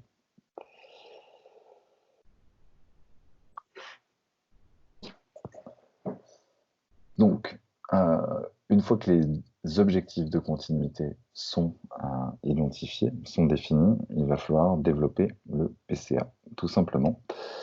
Ça consiste en quoi? Encore une fois, ça consiste à formaliser tout ce qui a été défini avant et à s'assurer de pouvoir le mettre en œuvre. Donc on va retrouver, encore une fois, dans le PCA, la stratégie, donc les différents séquençages de reprise d'activité en mode très dégradé, en mode dégradé, puis le plan de reprise, le plan de sortie, les procédures d'urgence pour répondre voilà, dans les premières heures, les premières journées au début de la crise, des plans de continuité, donc pour les métiers, pour le système d'information, si on avait très développé, pour la logistique, pour les ressources humaines, et le plan de gestion de crise. Et derrière ça, il va falloir s'assurer qu'on peut mettre en œuvre, encore une fois, donc c'est un peu ce que je viens de dire, mais mettre en œuvre ces systèmes. Si on définit des plans, mais que derrière, on n'a pas les systèmes associés, qu'on n'a pas les ressources disponibles au moment où on a besoin, ça sert absolument à rien. Un conseil pour ces plans, j'en ai quelques exemples que je vais vous montrer, c'est de faire des choses le plus simple possible, le plus synthétique possible. Si on fait des choses trop complexes, déjà, c'est dur à tester en amont, c'est dur à rendre opérationnel. Ça complexifie la situation, souvent quand on est sous stress ou dans l'incertitude.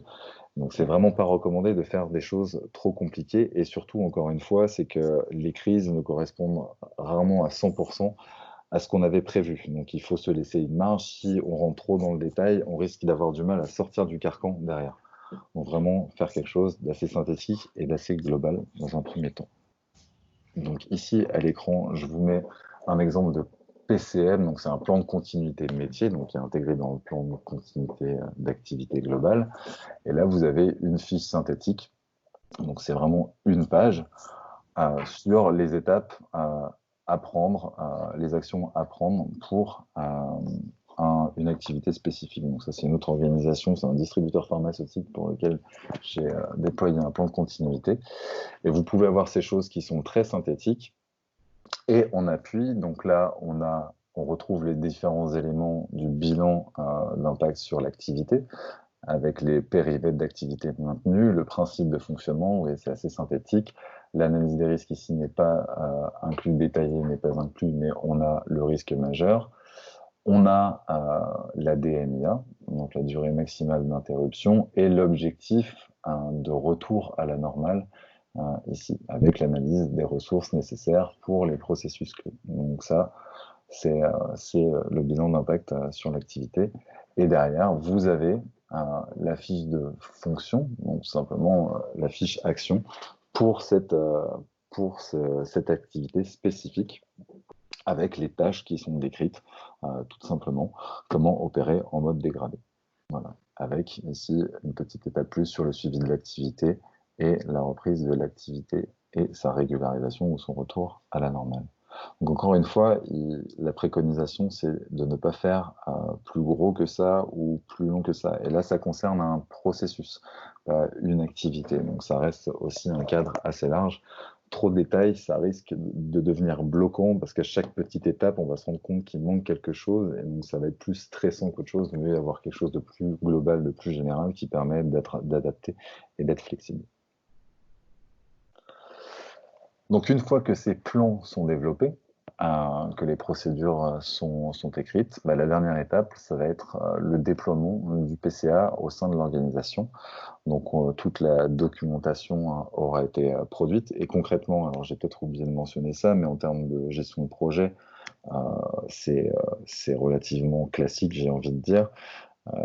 C'est le responsable ou la responsable PCA qui pilote le projet, qui va diffuser un cahier des charges auprès des différentes directions, responsables de processus ou responsables métier, activité, opération, qui vont, eux, rédiger. Et souvent, ces analyses-là, elles sont complétées par des entretiens, mais voilà, c'est un fonctionnement un peu itératif pour peaufiner l'analyse.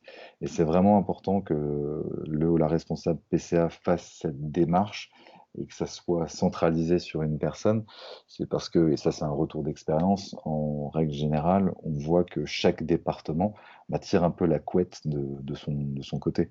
Enfin, c'est compliqué à faire passer comme message, parce que c'est ce qu'on entend parfois, Enfin, c'est une perception du message, c'est quand on parle d'activité critique, c'est pas évident de dire à quelqu'un que son activité n'est pas critique pour l'organisation.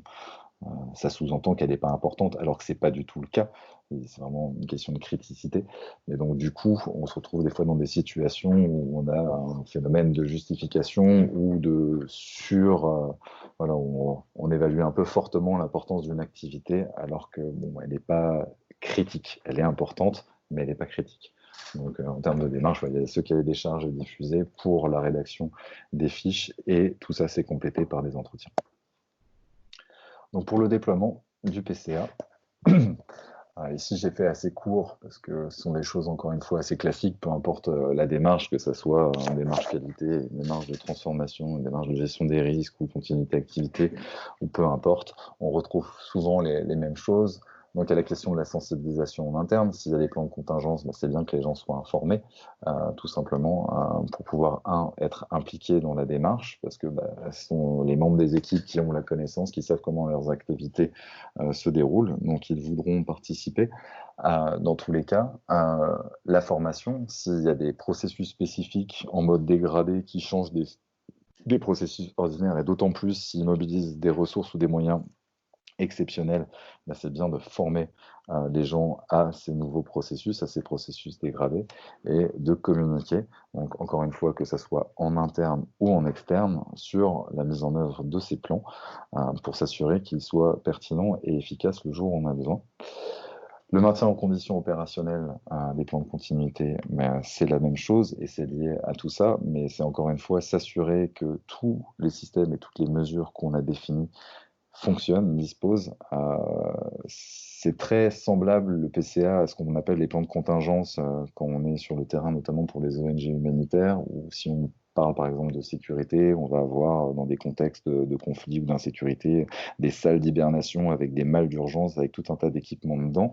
Et le jour où on a besoin, on se rend compte que la malle d'urgence est vide parce qu'on a tapé dedans pendant des mois ou pendant des années, que ça n'a jamais été rempli, que les batteries des téléphones satellitaires ne fonctionnent pas, que la radio n'est pas branchée, que la nourriture qui était dans la malle est périmée. Enfin bref, qu'on n'a absolument pas les moyens qu'on était censé avoir pour répondre à une urgence. Donc le maintien en condition opérationnelle du PCA, c'est critique, sinon ça ne marchera pas le jour où vous en aurez besoin.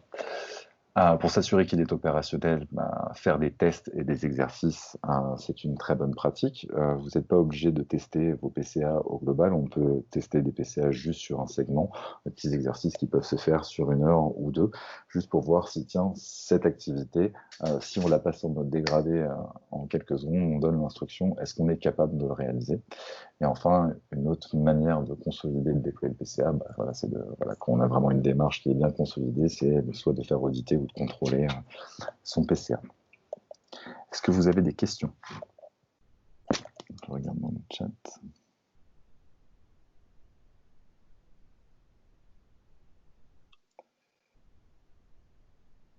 Si c'est clair pour tout le monde, je vais passer à la dernière partie de la présentation, qui concerne plus la gestion de crise, du coup. La gestion de crise, comme je le disais précédemment, c'est l'organisation qui va piloter le plan de continuité d'activité si celui-là est déclenché. Donc, ce qu'on va retrouver dans un plan de gestion de crise, qui est le document clé de toute cellule de crise, c'est l'organisation de crise, bien évidemment, le système de veille et d'alerte pour faire le suivi de la situation et voir s'il y a d'autres signaux forts qui vont apparaître. Le mécanisme de mobilisation de la cellule de crise, comment est-ce que cette cellule de crise s'organise, et sa configuration aussi. Alors là, on est dans une situation un peu particulière, c'est qu'en règle générale, les cellules de crise ont un espace dédié au sein des organisations, une salle spécifique avec des équipements spécifiques, avec des garanties de confidentialité spécifiques. Là, chacun est chez soi, donc c'est un peu particulier, mais normalement, dans un plan de gestion de crise, on devrait retrouver ça. On va retrouver des fiches fonctions pour les membres de la cellule de crise, et une grosse partie en annexe, généralement, qui est l'annuaire de crise avec tous les contacts des parties prenantes, qu'elles soient internes ou externes, tous les contacts d'urgence. Et souvent, on retrouve tous les contacts, par exemple, du personnel pour pouvoir, si on a un problème, par exemple, de sécurité majeur, s'assurer d'être en mesure de pouvoir contacter toutes les équipes et de savoir où elles en sont. Et dans certains cas, dans ces plans de gestion de crise, on peut retrouver des éléments de suivi des activités et de reprise des plans de continuité d'activité. Mais là, c'est vraiment dans les cas où les plans de gestion de crise sont dédiés à des plans de continuité d'activité. Il y a beaucoup d'organisations aujourd'hui qui ont des structures de gestion des risques, qui ont des plans ou des organisations de gestion de crise, mais qui n'ont pas de plan de continuité d'activité. Donc, leur stratégie, c'est d'avoir une organisation de crise pour répondre à une crise, et c'est cette organisation de crise qui, de manière ad hoc, essaiera de faire de la continuité d'activité. Donc, je vous mets ici un exemple de plan de gestion de crise, enfin juste le sommaire. Ça fait un gros document ici parce que justement on a des éléments de la continuité d'activité, mais si on se concentre juste sur la partie gestion de crise, on voit ici la partie plan de gestion de crise, on a une page sur l'organisation de la crise, la cellule de crise et sa constitution, et à la fin une dizaine de pages avec les différentes annexes, notamment les fonctions des différentes directions dans la cellule de crise, l'annuaire de crise et parfois quelques documents supplémentaires. Donc c'est vraiment un document qui doit être synthétique, extrêmement opérationnel. Le but de ce plan, c'est que la cellule de crise puisse s'organiser très rapidement, prendre les premières mesures d'urgence dans les meilleures conditions possibles et éviter certains écueils. Un grand principe, et donc c'est quelque chose qu'on retrouve dans le plan de gestion de crise, c'est l'alerte. Donc c'est l'information, comment elle circule et comment elle est remontée. Donc une alerte, qu'est-ce que c'est? C'est la prévision ou le constat d'un événement ayant un impact majeur sur l'intégrité physique, l'activité ou la réputation de l'organisation. Et ce qu'il faut comprendre ici, c'est qu'une cellule de crise peut être déclenchée au moment de la survenue d'un risque ou d'une crise, mais on peut également déclencher une cellule de crise alors qu'il ne se passe rien de dramatique encore, mais que tous les signaux sont au rouge. On aurait pu le faire, par exemple, pour la crise du Covid-19, et je pense qu'il y a certains gouvernements qui se posent des questions quant à la gestion de la crise. Si on regarde il y a encore 2 mois et demi, dans les médias français en tout cas, on était en train de rigoler de ce qui se passait en Chine, on regardait ça avec curiosité, parfois avec un peu de xénophobie, ça c'est une opinion personnelle, mais à se dire tiens encore, ces mangeurs de pangolins sont en train de faire des choses bizarres sur leur marché, regardez-les construire des hôpitaux de campagne en 10 jours, ils sont vraiment fous ces Chinois. Et on se bidonnait, et 2 mois et demi après, on est dans la même situation, voire pire. Donc alors qu'il y avait des signaux quand même très très forts quant à un besoin potentiel d'activité des mécanismes de gestion de crise. Donc l'alerte, c'est vraiment quelque chose de très important. Un autre exemple qui peut être, pour illustrer le propos, c'est l'exemple des inondations, des crues majeures. Une inondation, c'est quelque chose qu'on voit venir. Donc, en règle générale, on a des signaux qui sont forts, et plutôt que de déclencher une cellule de crise le jour où l'eau atteint le seuil de son bâtiment, eh ben, si on est un peu intelligent, on va déclencher nos plans de gestion de crise et de continuité d'activité 2, 3, 4 jours, 5 jours, une semaine avant, pour pouvoir se rendre opérationnel en mode un peu dégradé, mais quand même de manière tranquille et pas dans la précipitation. Donc voilà, d'où l'importance de l'alerte. Des petits outils, je vous les présente très rapidement ici, des outils qui peuvent être diffusés au sein des organisations pour comprendre qu'est-ce que c'est une crise, qu'est-ce que c'est une alerte, quels sont le type d'incidents. Donc là, on a 3 questions pour savoir si je dois remonter une alerte. Ici, on a un petit outil qui peut être diffusé pour savoir à quel niveau organisationnel on remonte une information en fonction de la nature de l'information. Et ici, c'est un schéma très simple d'un mécanisme de remontée d'informations. Une bonne pratique en termes de remontée d'informations, c'est toujours d'avoir un double canal de remontée d'informations pour des raisons évidentes, tout simplement parfois d'absentéisme, le responsable hiérarchique ou le point focal est absent en vacances, ou peu importe, ou son téléphone n'est pas joignable, donc du coup d'avoir une deuxième personne. Mais ça permet aussi aux 2 personnes qui sont contactées de pouvoir confirmer une information, confirmer la qualité de l'information, et aussi de prendre une décision. C'est pas toujours évident de prendre une décision, de remonter une alerte tout seul. Donc le fait d'avoir un double canal et un échange à chaque palier permet d'évaluer si la décision, l'information mérite d'être montée ou pas. Au niveau de la cellule de crise, donc, qui est l'organe de pilotage de la cellule de la crise, de la gestion de la crise et de la continuité d'activité, quelques petits points qui sont importants à noter en termes de rôle et de responsabilité. Donc c'est un organe qui intervient en mode décisionnel, mais aussi en mode de consultation. Donc, bien évidemment, on va prendre les décisions sur le pilotage de la crise, mais il va consulter en interne et en externe, et peut être consulté par des parties prenantes externes notamment. En termes de rôle, c'est cette cellule de crise qui va décider de la stratégie, des orientations à suivre, de la conduite de la crise. Donc, quelles sont les mesures exceptionnelles à prendre, quels sont les moyens à déployer. C'est aussi cette cellule de crise qui va centraliser et analyser les données connectées. Et là, je vais insister véritablement sur ce point-là, d'autant plus dans la situation dans laquelle on est aujourd'hui. On est dans une sorte de crise un peu latente. Il y a certaines cellules de crise pour des incidents spécifiques qui sont actives 24 heures sur 24. Dans les salles de crise, on va trouver des lits de camp. On aura un système d'alimentation particulier avec un système de rotation parce qu'on doit être dans la cellule de crise en permanence. Ça peut durer des jours, des jours et des jours et des jours et des semaines. Ici, on est dans une crise particulière parce qu'on est confiné et donc du coup, on n'a pas une capacité d'action très forte. Donc les cellules de crise vont peut-être se réunir une fois tous les 3 jours pour une durée d'1 heure pour discuter de la situation, faire un point. Mais c'est très important que cette cellule de crise continue en permanence à collecter des données, à analyser la situation et donc à se projeter pour voir comment est l'évolution de la crise et s'il n'y a pas des surcrises qui vont arriver. Parce que le déconfinement, par exemple, va être générateur de risques. Clairement, ça va créer des entonnoirs à plein d'égards. Si on prend par exemple la chaîne logistique qui aujourd'hui est un peu à l'arrêt, le jour où ça va repartir, tout le monde va vouloir y mettre son personnel ou ses marchandises ou ses biens.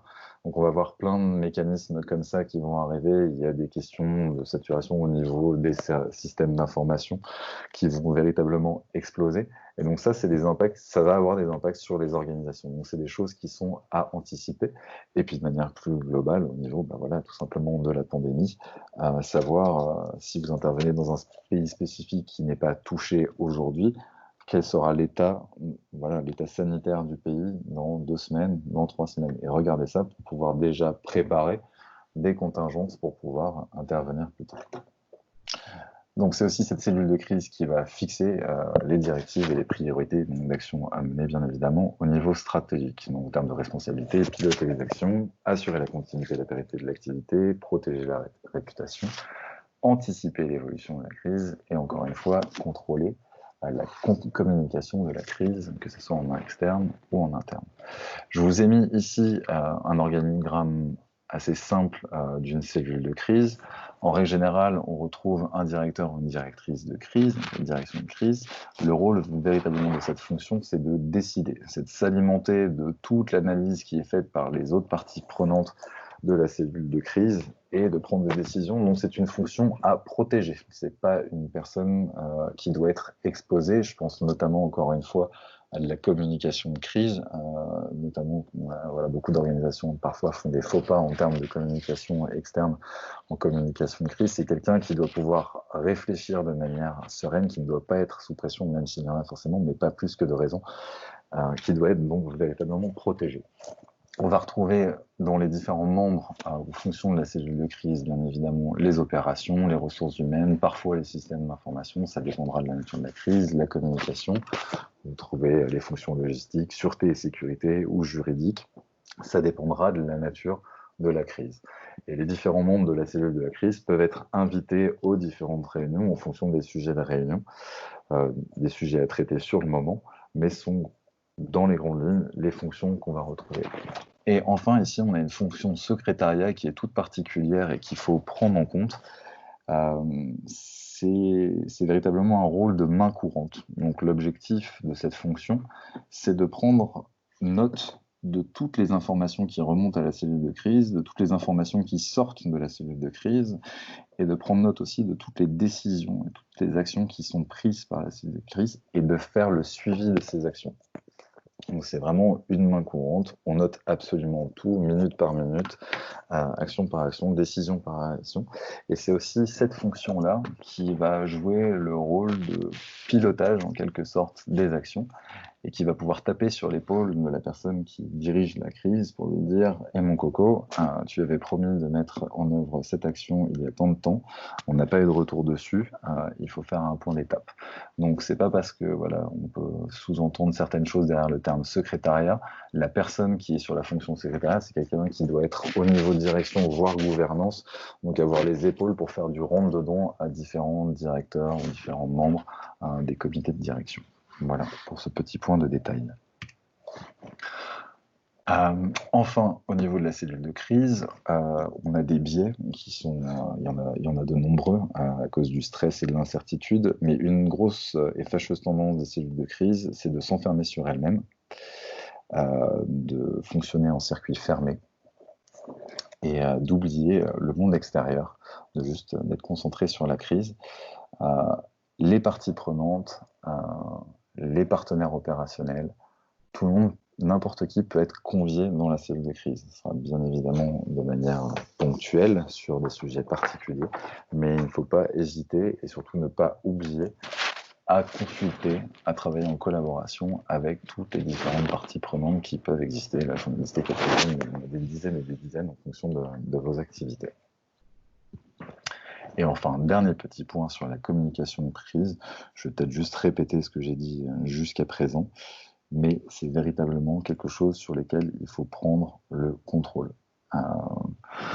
Notamment dans des cas, alors là sur la crise du Covid c'est particulier parce que c'est une crise qui impacte tout le monde, et donc du coup il n'y a pas de ciblage encore maintenant, pas pour le moment, mais de ciblage sur une organisation en particulier, voilà, qui sort du lot, c'est un peu tout le monde, mais dès que ça va se tasser, il va y avoir peut-être des organisations qui vont être plus spécifiquement ciblées pour des raisons politiques, pour des raisons qu'elles n'ont pas fourni dans un contexte spécifique les services qu'elles avaient promis à des bénéficiaires.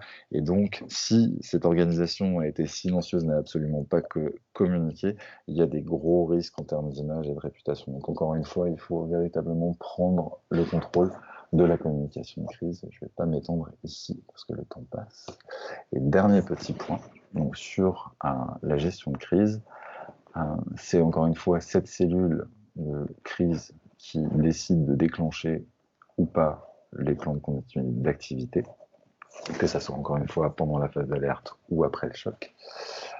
C'est elle qui décide donc de la mise en œuvre des moyens et des mesures exceptionnelles pour gérer cette continuité d'activité, qui va suivre les étapes de reprise d'activité et les définir, en règle générale, c'est ce qui se passe, c'est les définir au fil de l'eau, et définir aussi ce plan de retour au fonctionnement normal, qui va devoir anticiper les changements futurs, et donc informer les instances de gouvernance que peut-être que cette crise va avoir des impacts à long terme, et il va falloir entamer un processus de transformation en interne, et bien entendu anticiper des potentielles capacités supplémentaires pour répondre aux nouveaux besoins des bénéficiaires, des organisations.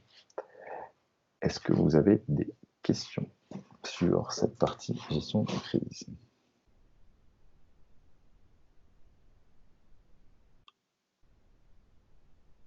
Non, a priori, tout est clair, je ne vois pas de questions.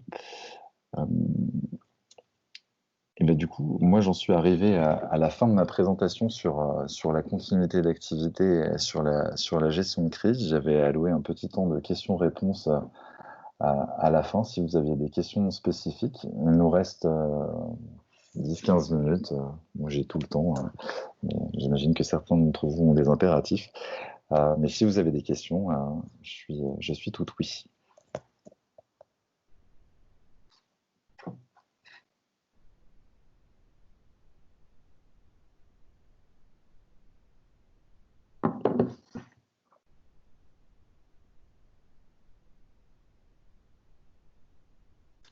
Et qui se lance? Personnellement, j'ai le temps, j'ai reçu ma dernière commande Amazon, j'ai expulsé ma famille pour faire ces petits webinaires, donc je suis tout seul. N'hésitez pas si vous avez des questions.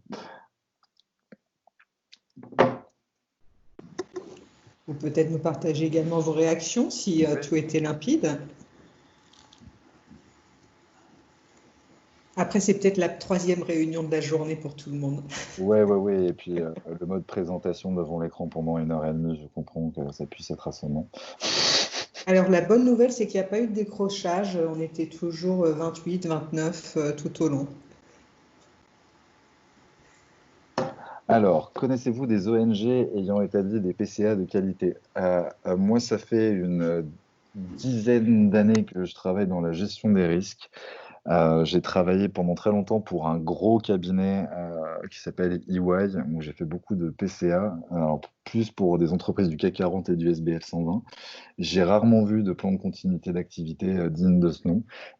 Pour ce qui est des ONG, moi, je travaille principalement alors, sur ce qui est en tout cas gestion des risques avec des ONG humanitaires. Je n'ai jamais vu un seul plan de continuité d'activité dans une ONG.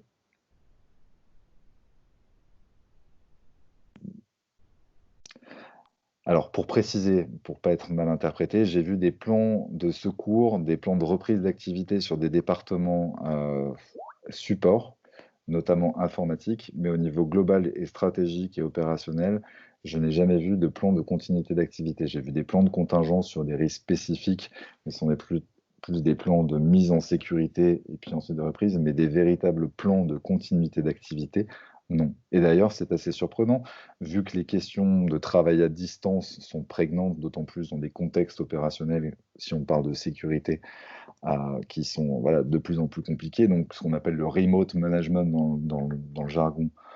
Euh, ça fait des années qu'on fait ça, problème de sécurité, kidnapping, conflit là. Bon, on sort les expatriés, on sort les équipes et on fait du remote management. Mais c'est un peu là, c'est la même chose et j'ai jamais vu ça. Même le remote management, je n'ai jamais vu formalisé en termes de plan de continuité. Donc voilà, pour décomplexer, si ça peut rassurer, non, j'en ai jamais vu.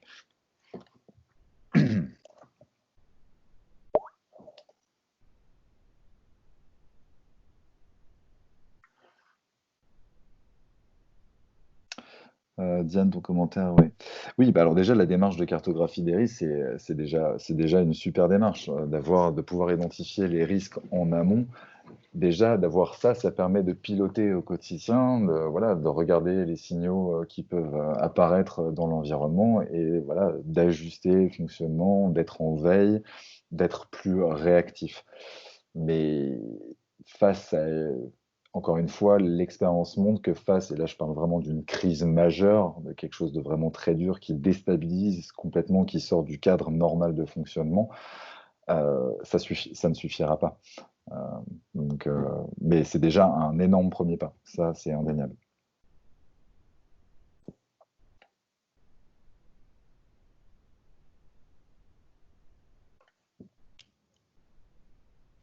En tout cas, si sur la partie analyse des risques, je voulais signaler les travaux qui ont été menés par le groupe Initiative et qui sont accessibles. On pourra vous renvoyer les liens après ce webinaire. Et on retrouvait un peu le mapping que Vincent présentait au tout début.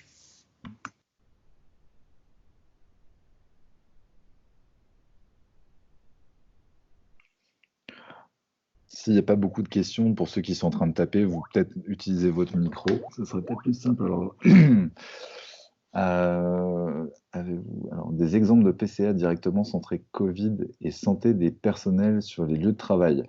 Oui, j'en ai. Et donc, du coup, je le mettrai dans les documents, dans le package de documents qui vous sera transmis après le webinaire. Donc ça, oui, avec les bonnes pratiques, les différents types de masques, les bonnes pratiques à l'intérieur des bâtiments, etc. Oui, la réponse est oui. Comment gère alors, de rien. Cela veut-il dire que l'on gère empiriquement? Quels sont les risques à ne pas formaliser?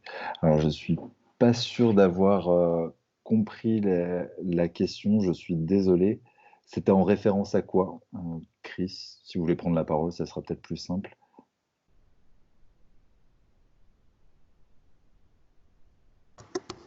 Christine, si tu veux remettre ton micro.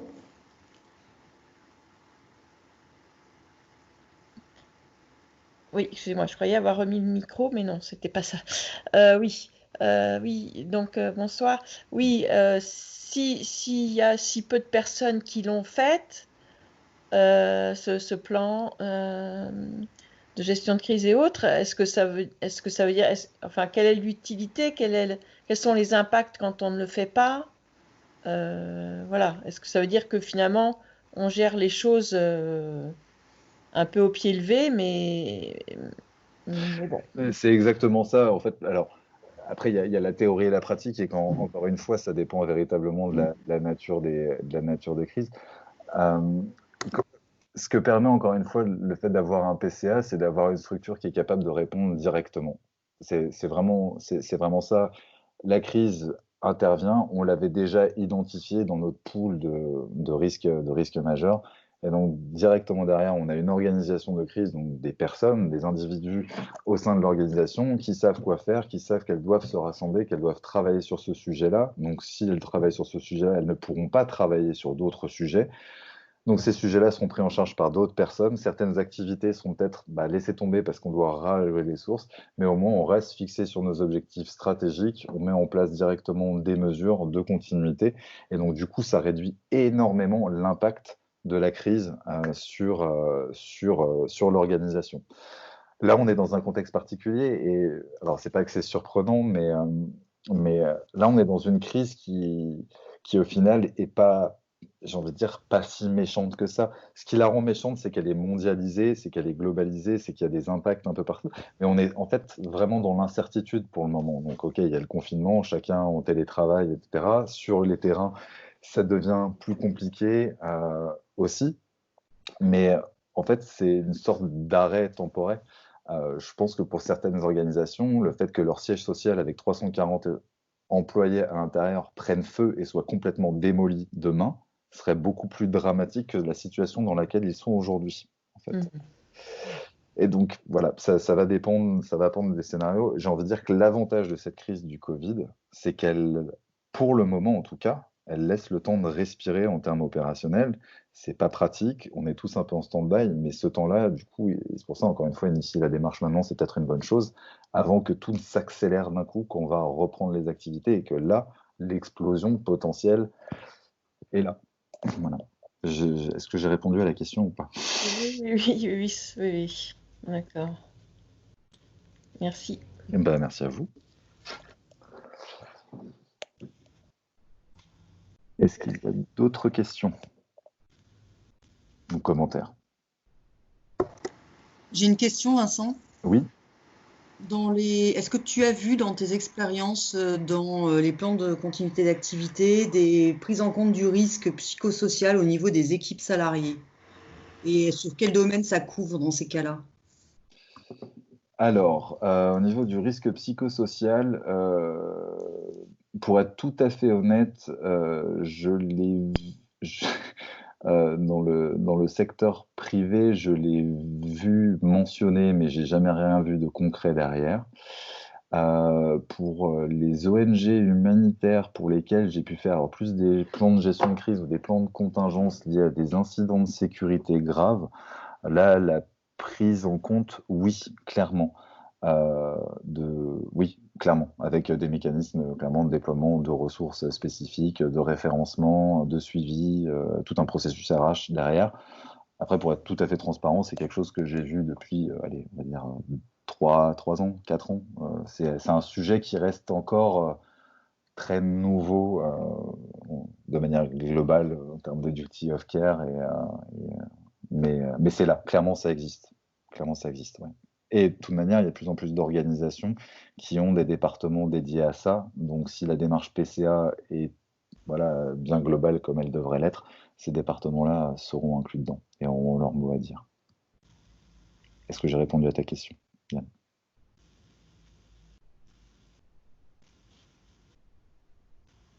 Non, je t'ai tué avec ma réponse. Non, le micro, je pense. J'ai répondu, ouais, du coup, c'est bon? Oui, c'est bon, j'ai envoyé un pouce. Ok, super. Désolé, j'avais pas vu ton pouce. Merci. Non, il n'est pas encore arrivé, on a un petit décalage. Très bien.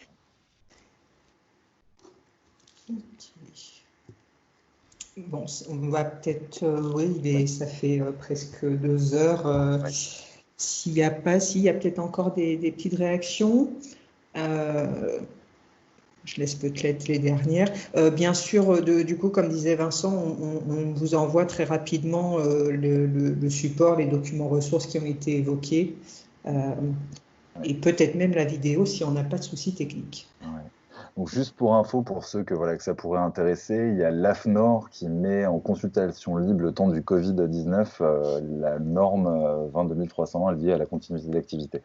Bon, c'est un document qui n'est pas très épais, hein, ça ne va pas vous montrer toute la méthodologie en détail, mais voilà, c'est en termes de démarche globale, si vous voulez relire ou vous la remettre dans la tête, voilà, sachez que c'est disponible gratuitement sur le site à l'heure actuelle.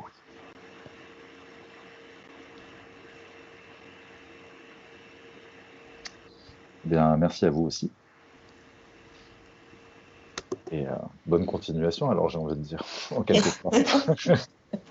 Effectivement. Du coup, je vais peut-être juste redonner 2-3 infos. Merci effectivement pour votre attention. C'est vrai qu'on a tous été assez disciplinés sur cette présentation. Grand merci à Vincent voilà, pour tout le travail et la clarté des présentations. Après, comme indiqué aussi en début, donc, on teste aussi des nouvelles modalités d'appui, de réponse. Je vais vous transmettre un lien d'évaluation. N'hésitez pas à nous faire vos retours. Voilà, pour nous aider aussi à améliorer et surtout à nous faire part de vos attentes, de vos besoins pour la suite, s'il y a des besoins résiduels, complémentaires ou nouveaux. Donc, je vais essayer de le mettre en même temps dans la barre de messages.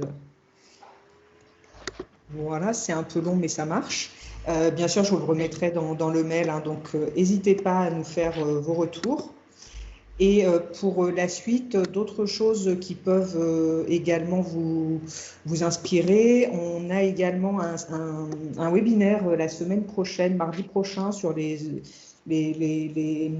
ONG françaises. Que pouvons-nous faire collectivement sur les terrains d'intervention en réponse à la crise du Covid? C'est le mardi 21. Je ne sais pas si Diane, tu veux en dire 2 mots. La question, c'est pouvons-nous faire une différence collectivement? Est-ce qu'il est possible d'organiser une réponse globale, collective des ONG françaises et de leurs partenaires dans le cadre d'une campagne coordonnée sur le terrain pour limiter les impacts du Covid? Comment se mobiliser ensemble ou réfléchir ensemble? Donc voilà, on vous transmettra également ces infos.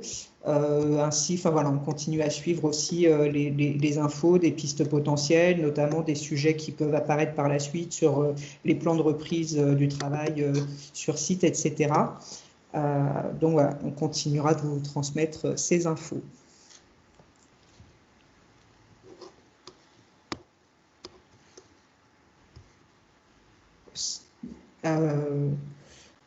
Je vois que ça commence à partir. Bah écoute, tu avais un dernier mot peut-être, Vincent? Ou c'est bon Tout simplement, non, vous dire merci à vous pour l'organisation et puis merci aux participants voilà, d'avoir été là et puis pour les questions et puis j'espère tout simplement avoir répondu aux attentes. Donc merci à tous et puis bonne continuation. Okay. Bonne continuation. Merci. Merci, au revoir. Merci beaucoup. Au revoir, bonne fin de journée. Merci Vincent. Merci.